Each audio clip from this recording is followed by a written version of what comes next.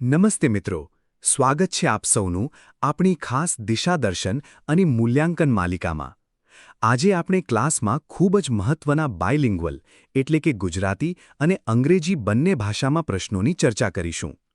આજના પ્રશ્નો ખાસ કરીને એમ્પ્લોયેબિલિટી સ્કિલ્સ અને ટેક લિટરસી એટલે કે ટેકનોલોજીકલ જ્ઞાન પર આધારિત છે, જે તમારી આગામી કોમ્પિટિટિવ પરીક્ષાઓ માટે મોસ્ટ ઇમ્પોર્ટન્ટ સાબિત થશે. તો ચાલો નોટ અને પેન લઈને તૈયાર થઈ જાઓ અને આપણી ટેસ્ટ શરૂ કરીએ. સ્ક્રીન પર જુઓ મિત્રો, પહેલો પ્રશ્ન છે 1. નીચેનામાંથી કયું પ્લેટફોર્મ જાહેરાતો બતાવવા માટે એઆઈનો ઉપયોગ કરે છે? Which of the following platforms uses AI to display advertisements? આપણી પાસે 4 ઓપ્શન્સ છે. A. Instagram, B. Facebook, C. WhatsApp, D. LinkedIn. વિચારો જોઉં, જ્યારે પણ તમે સોશિયલ મીડિયા વાપરો છો ત્યારે તમને ગમતી પ્રોડક્ટ્સની જ એડ કેમ દેખાય છે? કારણ કે ત્યાં બેકએન્ડમાં આર્ટિફિશિયલ ઇન્ટેલિજન્સ કામ કરે છે. યસ, બિલકુલ સાચો જવાબ છે ઓપ્શન બી, ફેસબુક. ફેસબુક તમારા સર્ચિંગ બિહેવિયરને ટ્રેક કરીને તમને પર્સનલાઇઝ્ડ જાહેરાતો બતાવવા માટે અદ્યતન એઆઈ ટૂલ્સનો ઉપયોગ કરે છે. આગળ વધીએ બીજા પ્રશ્ન તરફ, જે ખૂબ જ કોમન પણ વારંવાર પૂછાતો પ્રશ્ન છે. 2. પિનનું પૂરું નામ શું છે? What is the full form of pin? આપણા એટીએમ કાર્ડમાં યુપીઆઈ આઈડી સેટ કરતી વખતે કે ફોન અનલોક કરતી વખતે આપણે આ શબ્દ વાપરીએ છીએ. ચાલો ઓપ્શન્સ જોઈએ. A. Personal identification name, B. Personal identification number, C. Private identification number, D. Public identification number. ઘણીવાર વિદ્યાર્થીઓ ઉતાવળમાં પર્સનલની જગ્યાએ પ્રાઇવેટ કે નેમવાળો ઓપ્શન સિલેક્ટ કરી લે છે, પણ સાચો જવાબ છે option B, personal identification number. આ એક યુનિક સિક્યોરિટી કોડ છે જે માત્ર તમારી ઓળખ એટલે કે આઇડેન્ટિટીને વેરીફાઈ કરવા માટે જ હોય છે.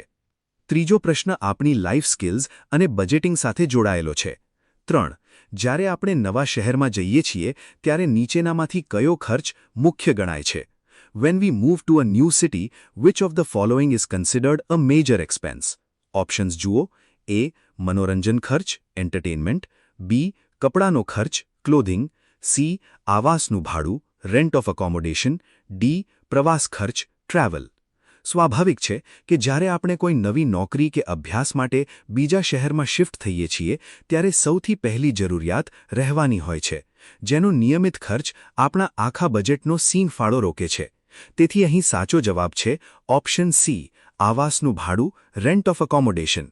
બજેટ બનાવતી વખતે આ ખર્ચને સૌથી પહેલા લિસ્ટ કરવો પડે. હવે ચોથો પ્રશ્ન ખૂબ મહત્વનો છે, ખાસ કરીને અત્યારના ડિજિટલ યુગમાં. 4.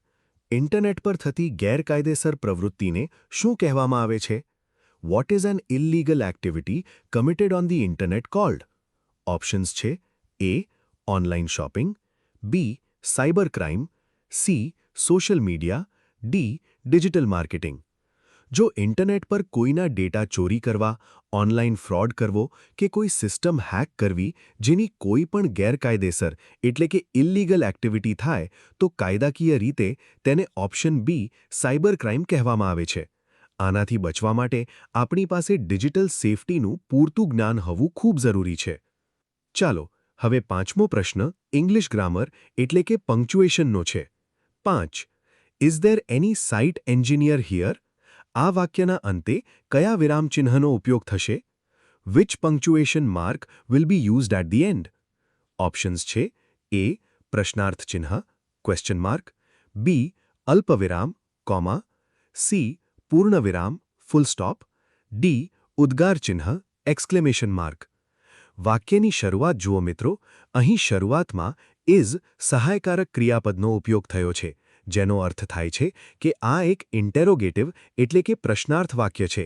તેથી સ્વાભાવિક રીતે તેના અંતમાં ઓપ્શન A, પ્રશ્નાર્થ ચિહ્નનો જ પ્રયોગ થશે. એકદમ સરળ નિયમ છે, રાઈટ? છઠ્ઠો પ્રશ્ન આજના સમયના ગરમ મુદ્દા એટલે કે એઆઈના પ્રકાર વિશે છે. 6. નેરો એઆઈ કોને કહેવાય છે? What is narrow AI cold? Options છે A. જે તમામ કાર્યો કરી શકે છે, B. જે માનવ જેવું વિચારે છે, C. જે એક કાર્ય સારી રીતે કરે છે, D. જે કોઈ કાર્ય કરી શકતું નથી.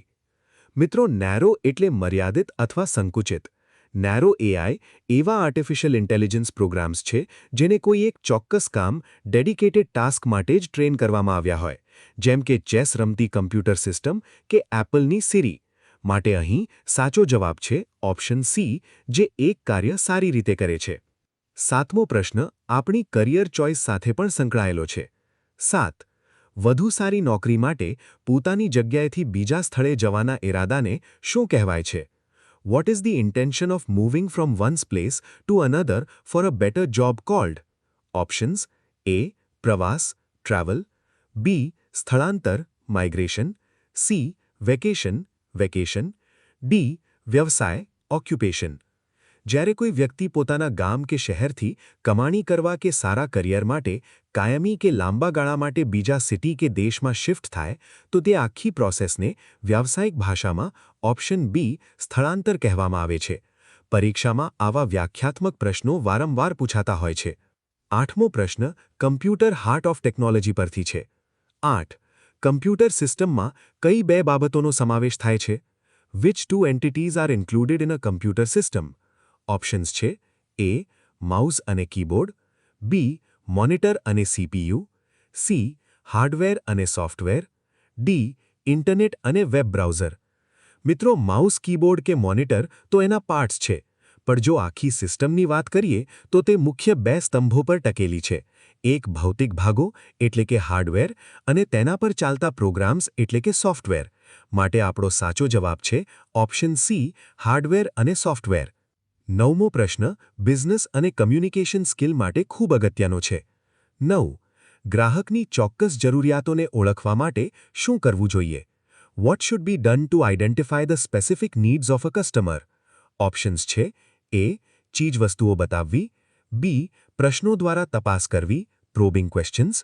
C. જાહેરાત કરવી. D. કિંમતમાં ઘટાડો કરવો. વિચારો, જો તમે દુકાનદાર હોવ અને ગ્રાહક આવે તો તેને સીધો માલ વેચવા લાગશો કે પહેલાં તેને શું જોઈએ છે એ જાણશો? સાચો રસ્તો એ છે કે તેને ચોક્કસ સવાલો પૂછવા, જેને ઇંગ્લિશમાં પ્રોબિંગ ક્વેશ્ચન્સ કહેવાય છે. તેથી સાચો જવાબ થશે ઓપ્શન બી, પ્રશ્નો દ્વારા તપાસ કરવી. 10મો પ્રશ્ન બિઝનેસ ઇન્ફ્રાસ્ટ્રક્ચર વિશે છે. 10. ઉત્પાદન ઉદ્યોગોની સ્થિતિ નક્કી કરવા માટે કયા રોકાણને ધ્યાનમાં લેવામાં આવે છે? Which investment is considered to determine the status of manufacturing industries? Options છે: A. કાચો માલ. B. Plant and machinery. C. જાહેરાત ખર્ચ. D. કર્મચારીઓનો પગાર. સરકારી MSME એક્ટ હેઠળ જ્યારે કોઈ પણ મેન્યુફેક્ચરિંગ એટલે કે ઉત્પાદન યુનિટનું કદ એટલે કે તે માઇક્રો છે, સ્મોલ છે કે મીડિયમ છે તે નક્કી કરવાનું હોય ત્યારે ફેક્ટરીમાં લગાવેલા સાધનોના રોકાણને જોવામાં આવે છે. એટલે કે આપણો સાચો જવાબ થશે option B, plant and machinery. 11મો પ્રશ્ન આપણી એક્સેલ સ્કિલ ટેસ્ટ કરે છે. આને ધ્યાનથી સમજજો. 11. MS એક્સેલમાં ચોથી પંક્તિ એટલે કે રો અને ચોથા સ્તંભ એટલે કે કોલમના કોષ એટલે કે સેલનું સરનામું શું હશે? What is the cell address of the fourth row and fourth column in MS Excel? Options છે: A. A4, B. 4D, C. D4, D. 4A. એક્સેલના નિયમ મુજબ સેલ એડ્રેસમાં હંમેશા પહેલા કોલમ આલ્ફાબેટ આવે અને પછી રો નંબર આવે. અહીં ચોથું કોલમ એટલે A, B, C, D અને ચોથી રો એટલે નંબર 4. બંને ભેગા મળીને બનશે ઓપ્શન સી, D4. વાહ, ઘણા વિદ્યાર્થીઓએ કમેન્ટ બોક્સમાં ઓલરેડી સાચો જવાબ આપી દીધો છે. 12મો પ્રશ્ન બોડી લેંગ્વેજ અને સોફ્ટ સ્કિલ્સ વિશે છે. 12. દાંતથી નખ કાપવાની આદત શું દર્શાવે છે? What does the habit of biting nails with teeth show? Options જુઓ. A. આત્મવિશ્વાસ. B. આનંદ. C. અસલામતી, નર્વસનેસ. D. એકાગ્રતા. જ્યારે પણ કોઈ વ્યક્તિ ઇન્ટરવ્યૂમાં કે સભામાં નખ કરડવા લાગે ત્યારે તે તેની ગભરામણ કે નર્વસનેસ દર્શાવે છે. સાયકોલોજીની ભાષામાં આને ઇનસિક્યોરિટીનું સાઇન માનવામાં આવે છે. તેથી આપણો સાચો જવાબ થશે ઓપ્શન સી, અસલામતી. 13મો પ્રશ્ન મોડર્ન ટેકનોલોજી ક્ષેત્રે અત્યંત ઇમ્પોર્ટન્ટ છે. 13. એઆઈને આપવામાં આવતી પ્રથમ સૂચનાને શું કહેવામાં આવે છે? What is the first instruction given to AI called? Options છે: A. Final output. B. Base prompt. C. Data entry. D. System error. જ્યારે પણ તમે ચેટ જીપીટી કે જેમિનાઈ જેવા કોઈ એઆઈ ટૂલ સાથે વાત કરો ત્યારે તમે જે શરૂઆતી સવાલ પૂછો કે સૂચના આપો છો તેને ઓપ્શન બી, બેઝ પ્રોમ્પ્ટ કહેવાય છે. આ પ્રોમ્પ્ટ પરથી જ આખી સિસ્ટમ તમારો જવાબ તૈયાર કરવાનું શરૂ કરે છે. 14મો પ્રશ્ન નોકરીની અરજી કરતી વખતે સૌથી મહત્વના ડોક્યુમેન્ટ વિશે છે. 14 કરિક્યુલમ વીટી એટલે કે સીવી બીજા કયા નામે ઓળખાય છે? By what other name is curriculum vitae known? Options છે A application, B resume, C biodata, D job profile. Job માર્કેટમાં કરિક્યુલમ વીટી એટલે કે સીવી અને રેઝ્યુમ બંને શબ્દો એકબીજાના પર્યાય તરીકે વારંવાર વપરાય છે. રેઝ્યુમ એ તમારી શૈક્ષણિક અને વ્યવસાયિક કારકિર્દીનો ટૂંકો ચિતાર છે, માટે સાચો જવાબ છે ઓપ્શન બી રેઝ્યુમ. અને હવે આજની ટેસ્ટનો છેલ્લો અને ખૂબ જ સુંદર પ્રશ્ન 15 નીચેનામાંથી કયું સારા તણાવ યાની ગુડ સ્ટ્રેસની નિશાની છે? Which of the following is a sign of good stress? Options જુઓ. એ તે ઊંઘની ખોટ તરફ દોરી છે, બી તેનાથી લાંબા ગાળાની ચિંતા થાય છે, સી તે લાંબા ગાળાના તણાવ અને ઊંઘની ખોટ તરફ નથી દોરી જતું, ડી તેનાથી કામ કરવાની ક્ષમતા ઘટે છે. મિત્રો, તણાવ બે પ્રકારના હોય છે: ડિસ્ટ્રેસ જે નુકસાન કરે અને યુસ્ટ્રેસ જે સારો તણાવ છે, જેમ કે પરીક્ષા પહેલાં વાંચવાની ધગશ થવી. સારો તણાવ તમને ઉત્તેજિત કરે છે પણ ક્યારેય ડિપ્રેશન કે ઊંઘની બીમારી તરફ નથી લઈ જતો. માટે સાચો જવાબ છે ઓપ્શન સી. ખૂબ ખૂબ ધન્યવાદ મિત્રો, તમે આજના સેશનમાં શાનદાર પ્રદર્શન કર્યું છે. આવા જ મહત્વના ટોપિક્સ માટે ચેનલ સાથે જોડાયેલા રહો અને લાઇક શેર કરવાનું ભૂલતા નહીં.